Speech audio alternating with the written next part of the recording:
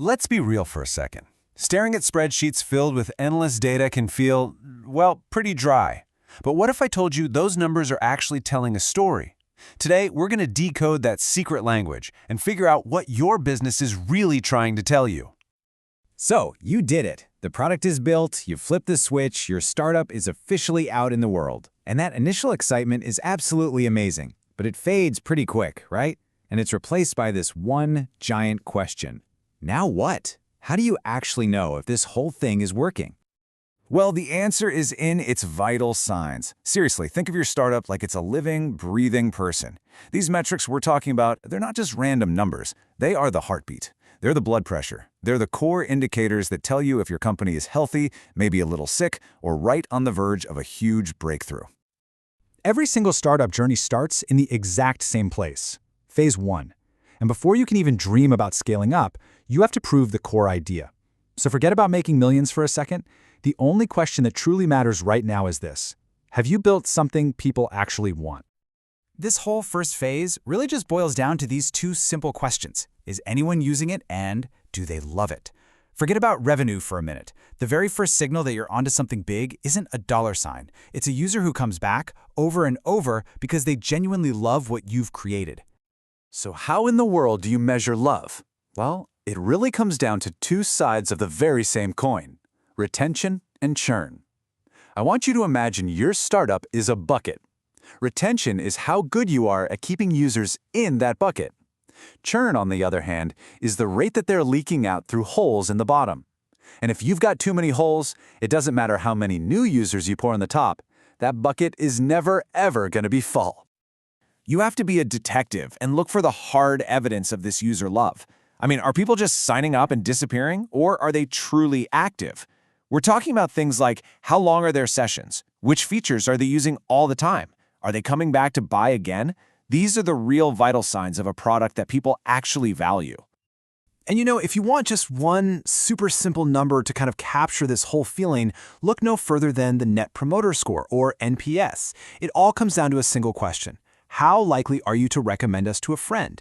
And the answer to that question is what separates your casual users from the true, passionate fans who are going to go out and be your biggest champions. Okay, awesome. So people love your product. You've plugged the leaks in the bucket. That is a massive win. But a beloved product isn't a business. Not yet, anyway. And that brings us to phase 2. It's time to build the engine. Yep, it's time to talk about the money. Having a product that people are obsessed with is fantastic. It really is.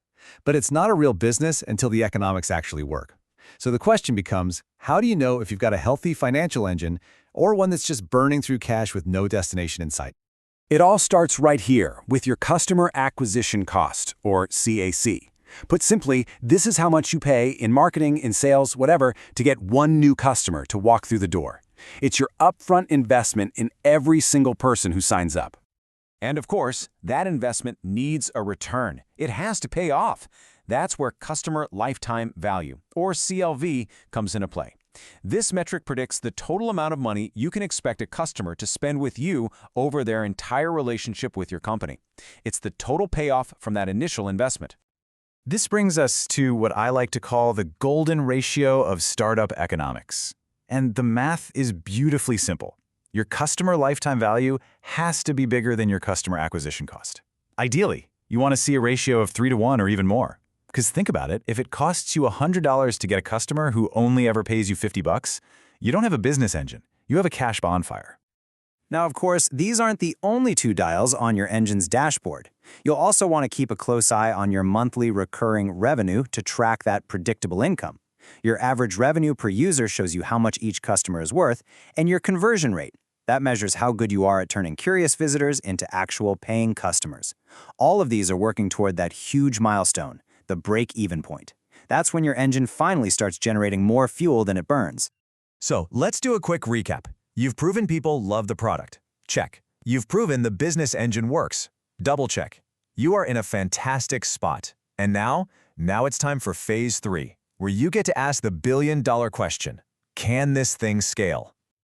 This is the moment where you pour gasoline on the fire. You've built this well-oiled machine, but does it have what it takes to go from, say, a go-kart to a full-blown rocket ship? This entire phase is all about measuring your potential for massive, explosive growth. When you're in this race to scale, the milestones themselves, your first 100 users, your first 1,000, they aren't actually the most important metric. What really matters is the time between those milestones. How fast did you get from 100 to 1,000, and then from there to 10,000? If that timeline is shrinking, it shows you've got accelerating momentum. And that, right there, is the hallmark of a breakout company. So what's the ultimate accelerator? The holy grail of growth? It's virality. This coefficient measures how many new users each one of your existing users brings in for you. If that number gets above 1, it means your users are acquiring new users for you faster than you can. That, my friends, is how you get explosive, exponential growth. Okay, so let's pull all of this together, because these aren't just 3 random phases with a bunch of disconnected metrics thrown in. No, they are a narrative. This whole journey, from start to finish, is a story told in 3 acts. The first chapter is all about validation, about finding that user love. The second is about building a sustainable business engine.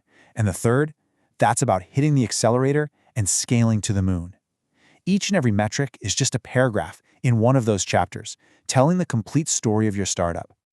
And when you boil it all down, it's all about answering this one fundamental question. By picking the right metrics for each phase, from validation to engine building to growth, you can prove you're solving a real problem, and you'll know with confidence exactly when it's the right time to step on the gas. So I'll leave you with this. Every single day, your users and your finances are writing the next page of your company's story. The only question left is, are you paying close enough attention to read it?